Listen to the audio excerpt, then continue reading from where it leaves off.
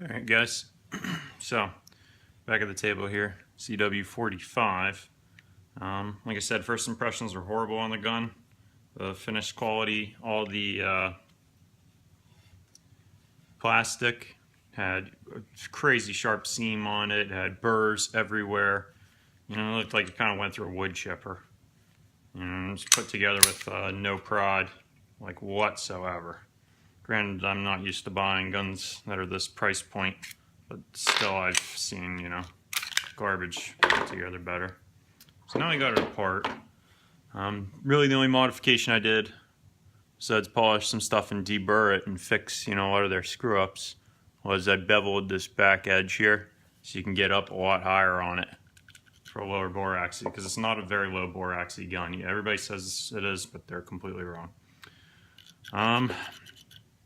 So we got the gun apart here. We'll pull out the guide rod and the recoil spring and show you here on the barrel how tight this actually is. So drop one in there. I'm not sure if you can really get a sense, but there is no wiggle. This is like a full-blown, this is probably the tightest chamber I've ever had on any handgun, and it's probably by accident. To be perfectly honest, all my Kimbers and all my other guns I've never had a chamber this tight, and I always use the same ammo. I always run the tool. Got, you know, 15,000 plus rounds of tool that I've run through the stuff. Nothing's ever been that tight. So probably by accident, but that's good for velocities, as long as it's, you know, reliable, and definitely need to keep it clean. It's definitely not a chamber you're going to be able to run, you know, 500 rounds through and not have to clean. But the machining on the inside of the slide looks okay now. There were a couple burrs and sharp points that I had to file and polish out. But honestly, I gotta say, Young Connoisseur's overall review here of the gun, this is an unprecedented value for money. Yeah, the finished quality, like I said, initial impressions out of the box are pretty bad, but for how it shoots, that's the only thing that matters. And it's been extremely reliable. Granted, I only have, well, I'd have to do the round count. So I'll update my round count, see what I went through, and post that below. I also have the weights for this compared to the Ultra and my XDS 45. So this is my Pro Raptor. But my only complaint about the gun right now is, you can see here, is the over travel.